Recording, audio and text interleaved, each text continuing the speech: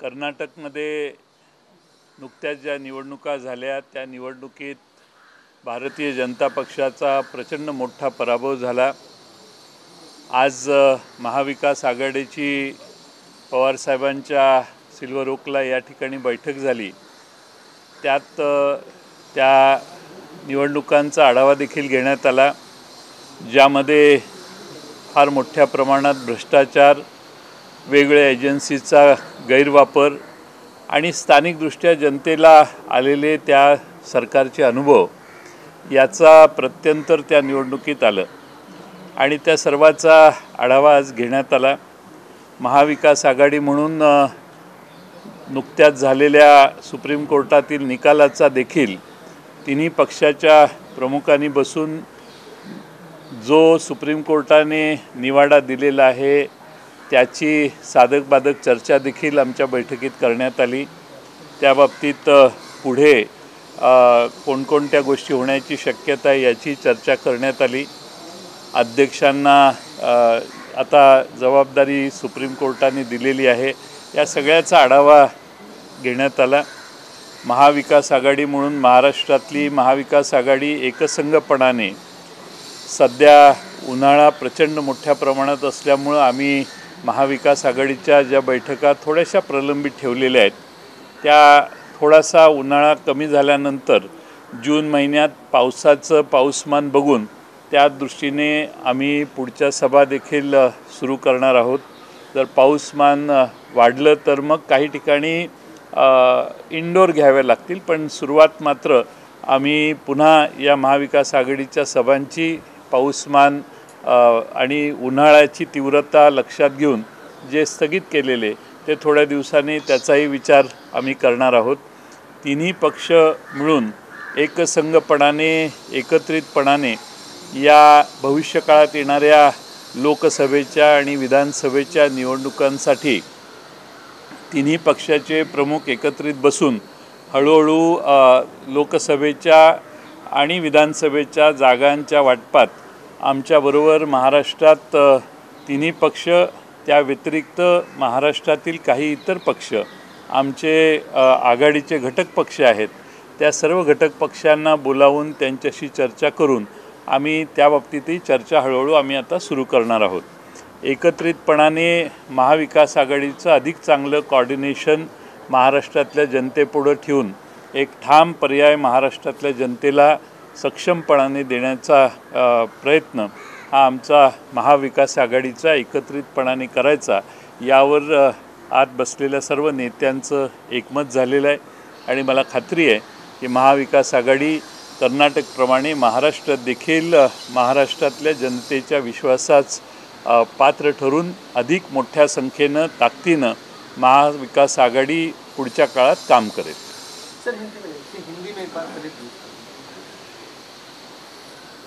कर्नाटक में जो चुनाव हुआ उसके जो रिजल्ट्स है उसके बारे में हमारे महाविकास आघाड़ी के महाराष्ट्र के सारे नेता ने बैठ के आदरणीय पवार साहब के घर पे यहाँ चर्चा की। उसमें किन कारणों से कर्नाटक में भारतीय जनता पार्टी का इतना बड़ा पराभव हुआ, पराजित उस पार्टी को किया गया, उस जनता ने कांग्रेस के सभी उम्मीदवार जो चुन के आए उसकी बहुत तफसील से हमारी चर्चा हुई। वहाँ का भ्रष्टाचार, वहाँ के अलग अलग एजेंसियों का गैरवापर जो किया गया, वहाँ की जनता की हाल अपेष्टा, ये सारी चीज़ों का परिणाम इस चुनाव में आप सबको देखने को मिला। साथ में हमारे महाराष्ट्र में अभी इन दिनों में जो सुप्रीम कोर्ट ने निर्णय दिया है, महाराष्ट्र के पिछले दिनों में जो घटना हुई विधिमंडल में, विधानसभा में, उसके बारे में, डिफेक्शन के बारे में, इसके बारे में जो चर्चा हुई वो उसका भी जो निर्णय हुआ उसकी भी चर्चा हमने अभी मीटिंग में की। जो निर्णय सुप्रीम कोर्ट ने दिया है उसके बारे में हर मुद्दे की चर्चा आज सविस्तर स्तर पे यहाँ पे हुई और आगे क्या होने वाला है, कैसे हो सकता है, इसके बारे में हमने अभी आज चर्चा की। साथ में आने वाले दिनों में महाराष्ट्र में अभी हमने मई महीना है बहुत टेम्परेचर ऊपर है, 44-45 डिग्री तक टेम्परेचर गया है। और इसीलिए मुंबई की जो बीकेसी में महावज्रमुठ की सभा हुई, उसके बाद में हम थोड़ी सी हमारी सभा लेने के लिए स्थगिति रखी थी। अभी थोड़ा सा बारिश कई इलाके में होने को शुरू हुआ है, टेम्परेचर थोड़ा कम आने की संभावना है। अगर वैसे हुआ तो जल्द से जल्द हमारी वज्रमुठ की जो रीजनल सभा है वो हम चालू करने की संभावना है। उसके बारे में भी हमने विचार विमर्श किया। साथ साथ में आने वाले चुनाव में, पार्लियामेंट के और विधानसभा के चुनाव में हमारी ये तीनों पार्टियां और साथ में हमारे जो अन्य घटक पक्ष है जिन्होंने हमारे महाविकास आघाड़ी को सपोर्ट किया था हमारी 2019 में सरकार स्थापित करते समय, उन सारे पार्टियों को विश्वास में लेके हम सीट के बंटवारे के बारे में भी जल्द से जल्द चर्चा करेंगे। कर्नाटक के चुनाव के बाद आप कह रहे हैं कि कहीं तो महाविकास आघाड़ी को यहाँ पे भी जीत में से, ये जो आप विश्लेषण कर रहे हैं उसके बारे में क्या कहें? कर्नाटक के नतीजों के बाद आप जो कह रहे हैं कि महाराष्ट्र में महाविकास आघाड़ी सरकार को भी, संगठन को भी उसको बढ़ावा मिल सकता है, आप किस आधार पे कह रहे हैं? कर्नाटक में जिस तरह से पराभव तो होता है, लेकिन इतना बड़ा पराभव भारतीय जनता पार्टी का कर्नाटक में हुआ है, इसलिए बहुत उत्साहित हमारे तीनों पार्टी और घटक पार्टियों के कार्यकर्ता है। और मुझे लगता है कि इससे एक आत्मविश्वास बढ़ गया है और जो गलत महाराष्ट्र में है वो गलत बताने के लिए और बड़ी तादाद में हमारे कार्यकर्ता काम करेंगे, लोगों तक पहुंचेंगे। हम जो सुप्रीम कोर्ट का निर्णय हुआ है वो भी लोगों तक पहुंचाने की हम कोशिश करेंगे। कर्नाटकमध्ये जी निवडणूक झाली आहे त्यामध्ये राष्ट्रवादी काँग्रेस पक्षाने कर्नाटकमध्ये जी निवडणूक झाली आहे त्यामध्ये राष्ट्रवादी काँग्रेस पक्षाने आपले उमेदवार उभे केले होते, त्याचा फटका आजचा विषय नाही आहे। मिळाला होता। काँग्रेस पक्षाला फटका मिळाला आहे याची चर्चा या बैठकीत झाली। काँग्रेस पक्षाने तशी चर्चा या बैठकीत काढलेली नाही, केलेली नाही आणि त्या बाबतीत कोणती चर्चा झाली। विधानसभा अध्यक्षांचा निर्णय येईपर्यंत वाट बघणार आहे की 2024च्या निवडणुकीची तयारी करणार आहे? महाविकास आघाडीच्या सुप्रीम कोर्टात जो निर्णय झालेला आहे त्याचा तपशील जर वाचला आपण तर कोणत्या कोणत्या गोष्टींच्या मर्यादा घालून सुप्रीम कोर्टाने अध्यक्षांना हे निर्णय घेण्याची जबाबदारी दिलेली आहे ते आपल्याला समोर आहे। लवकरात लवकर हा रिझनेबल टाईममध्ये हा निर्णय द्यावा अशी मेहरबान सुप्रीम कोर्टाची देखील अपेक्षा आहे आणि त्याप्रमाणे अध्यक्ष महोदय निर्णय घेतील अशी अपेक्षा आहे। दिल्लीचं झूठ आणि कर्नाटकचं लूट या सगळ्या गोष्टीला कर्नाटकाच्या जनतेप्रमाणे देशातल्याही जनतेला ओळख झालेली आहे। कर्नाटकमध्ये जो विजय झालेला आहे त्या विजयाचं आपण चित्र पाहिलं तर त्या कर्नाटकच्या जनतेमध्ये जो राग बीजेपीच्या विरोधातला होता, नरेंद्र मोदी आणि अमित शहाच्या विरोधात होता, तो त्या ठिकाणी स्पष्ट झालेला आहे। ज्याप्रमाणे कर्नाटकमध्ये भ्रष्टाचाराच्या आरोपामध्ये 40% तिथला पाठच झाला होता, तर महाराष्ट्रामध्ये एक शब्द अजून मोठा पाठ झालेला आहे, खोके। त्याच्यामुळे महाराष्ट्रातलं सरकार कर्नाटकापेक्षा भ्रष्टाचारी आहे आणि महाराष्ट्रामध्ये सुद्धा हे सरकार जनतेच्या पैशाला लुटायला बसलेलं आहे आणि हे महाराष्ट्राची जनतासुद्धा ओळखते आहे। आजच्या मीटिंगमध्ये जसं जयंत पाटील साहेबांनी सांगितलं त्याप्रमाणे की पुढच्या काळामध्ये महाराष्ट्रातून बीजेपीचं हे जे आत्ताचं असंविधानिक सरकार आहे या सरकारचं पानिपत कसं करता येईल, दुसरं माननीय सुप्रीम कोर्टाने दिलेले निर्णय त्याच्यामध्ये माननीय विधानसभा अध्यक्षाला त्याच्यामध्ये काय बंधन टाकलेले आहेत ते पण आपल्या सगळ्यांच्या समोर आहे। त्या कालावधीत तो निर्णय लागलाच पाहिजे आणि त्या माध्यमातून महाराष्ट्रातलं हे असंविधानिक सरकार, कारण की आम्ही सातत्यानं सांगत होतो की ज्या दिवशी सरकार महाराष्ट्रात झालं त्यावेळेस हे सरकारच असंविधानिक आहे। आपण पाहिलं की माननीय सुप्रीम कोर्टाने सांगितलं की त्या ठिकाणी आमदारांनी आपल्याला सुरक्षा माननीय राज्यपालाकडे मागितली आणि राज्यपाल महोदयांनी ज्यांनी सुरक्षा मागितली त्याला सरळ मुख्यमंत्री बनवलं। हे असंविधानिक व्यवस्था महाराष्ट्रामध्ये निर्माण करण्याचं काम त्या काळातल्या राज्यपाल भगतसिंग कोश्यारींनी जे केलं त्यांच्यावर काय ताशेरे ओढलेत माननीय सुप्रीम कोर्टाने। महाराष्ट्राच्या इतिहासामध्ये या महाराष्ट्राच्या पुरोगामी विचारामध्ये शाहू फुले आंबेडकरांच्या महाराष्ट्रामध्ये हे पाप करण्याचं जे धाडस बी जे पीनं केलं त्याचे परिणाम बी जे पीला भोगावं लागणार आहे. आजच्या मीटिंगमध्ये कर्नाटकाच्या विजय उत्सवाचा आम्ही त्या ठिकाणी चर्चा केली. उद्या परवा त्या ठिकाणी काँग्रेसचे नवीन मुख्यमंत्री होतील आणि एक चर्चा आम्ही अशी केली की जी वज्रमूठ सभा जी आहे त्याची एक मोठी सभा, तिथल्या मुख्यमंत्र्यांचा सत्कार आणि ती सभा पुण्यामध्ये करायची असा एक निर्णय आम्ही केलेला आहे. हे सगळं उन्हाचं वगैरे वातावरण पाहून आणि महाराष्ट्राच्या जनतेला कर्नाटकलं सरकार कसं पाडलं, लोकांनी कसा राग निर्माण, त्याच्या लोकांना त्या बी जे पीबद्दलचा काय राग निर्माण झाला त्याच्याबद्दलची माहिती त्या मुख्यमंत्र्यांच्या वतीनं या ठिकाणी सांगण्याचा प्रयत्न आम्ही त्या ठिकाणी करू. आणि या सगळ्या परिस्थितीला आम्ही समजून आमचं एकच ध्येय आहे की बी जे पीसारखा भ्रष्टाचारी आणि लोकशाहीला न मानणारा, संविधानिक व्यवस्थेचे 3-13 रोज वाजवणाऱ्या बी जे पीला आम्ही सगळे एकत्रित याला हद्दपार करायचा निर्णय आजच्या मीटिंगमध्ये आमचा झालेला आहे.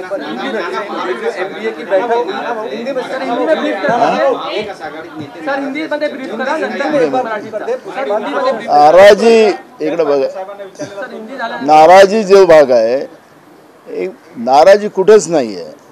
नाराजी माध्यमातून बी जे पी ज्या पद्धतीने पेरते त्याचा एक फरक आहे. आम्ही आज सगळेजण आपण पाहतोय आम्ही सगळेजण एकत्रित आहोत आणि एकत्रितच राहू आणि त्या दृष्टिकोनातून नाराजी नाही आहे. बी जे पी मूळ मुद्द्याला डायव्हर्ट करण्यासाठी या पद्धतीचे वातावरण निर्माण करण्याचं काम करते. महाविकास आघाडीमध्ये कोणी नाराज नाही.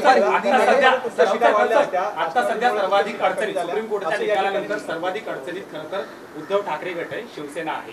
या सगळ्या पार्श्वभूमीवर महाविकास आघाडीच्या या बैठकीमध्ये अर्थात पक्ष नाहीये, पक्ष चिन्ह नाहीये, जर अध्यक्षांनी काही वेगळा निर्णय घेतला एक लक्षात घ्या, आपण सुप्रीम कोर्टाचं वंडिक पूर्ण समजलं नाही.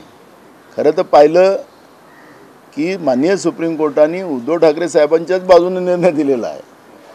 पक्ष हा मोठा असतो, आमदार खासदार मोठे नसतात आणि आयाराम गैरामला काहीच महत्त्व नसतं या लोकशाहीमध्ये आणि पक्षापेक्षा कोणी मोठा नसतो हे माननीय सुप्रीम कोर्टाने त्याला शिक्कामोर्तब केलेला आहे.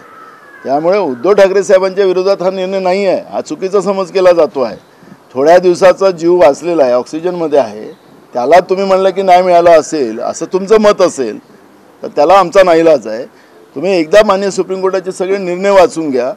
माननीय सुप्रीम कोर्टाने प्रॉपरली त्या ठिकाणी पक्षापेक्षा कोणी मोठा नाही अशा पद्धतीची भूमिका मांडलेली आहे आणि त्याच्यामध्ये उद्धव ठाकरे साहेबांचाच विजय होणार हे तुम्हाला मी आत्तापासून सांगतो.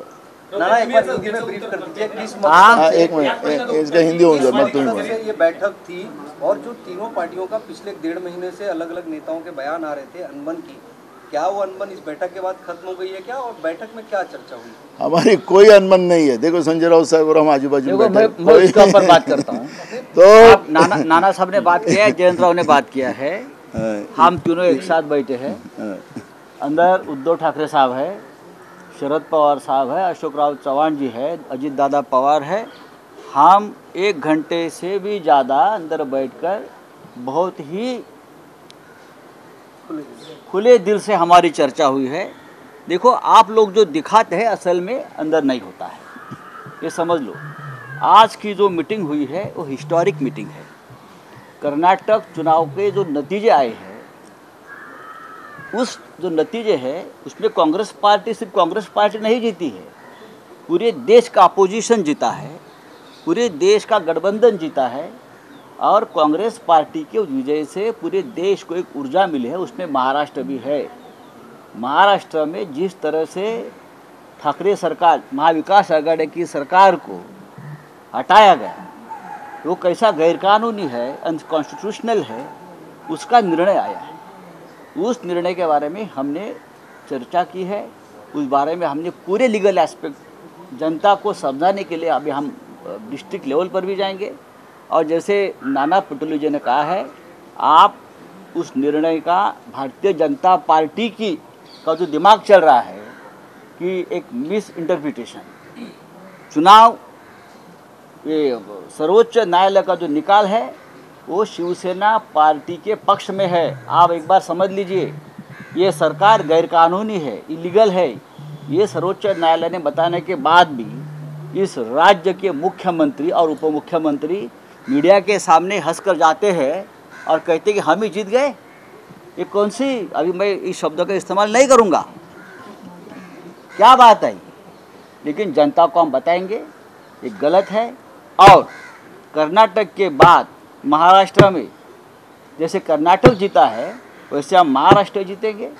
और जो सभाएं हमारी बाकी है, पुणे है, कोल्हापुर है, वज्रमूठ की सभा, महाविकास आघाड़ी की वज्रमूठ हम फिर एक बार यहाँ दिखाएंगे। सीट शेयरिंग को लेकर सीट शेयरिंग के बारे में चर्चा आने वाले दिनों में ज़रूर होगी।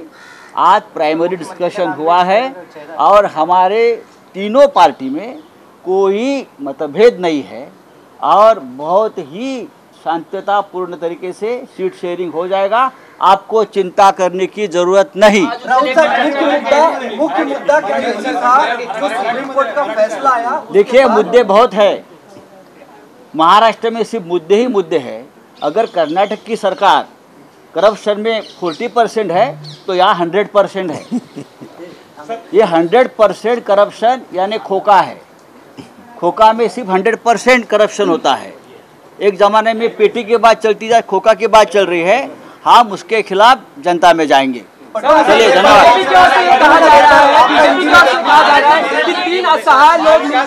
देखिए, हम मजबूत लोग हैं, हम मजबूत लोग हैं। असहाय लोग दो बैठे हैं, एक मुख्यमंत्री एक उप मुख्यमंत्री। उनके जैसे असहाय लोग हमने जिंदगी में इस महाराष्ट्र के राजनीति में नहीं देखे हैं। एक जो मुख्यमंत्री है वो डिप्टी सीएम के पास देखता है और डिप्टी सीएम दिल्ली की तरफ देखता है। इतने असहाय लोग हमने देखे नहीं है।